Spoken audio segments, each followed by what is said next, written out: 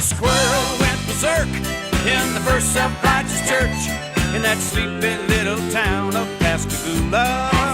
It was a fight for survival that broke out in revival. They were jumping pews and shouting hallelujah. Well, Harv hit the aisles dancing and screaming. Some thought he had religion, others thought he had a demon, and Harv thought he had a weed eater loose in his Fruit of the Looms. He fell to his knees to plead and beg, and the squirrel ran out of his britches leg unobserved to the other side of the room.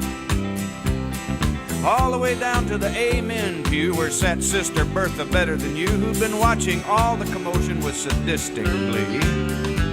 But you should have seen the look in her eyes when that squirrel jumped her garters and crossed her thighs, and she jumped to her feet and said, "Lord, have mercy on me."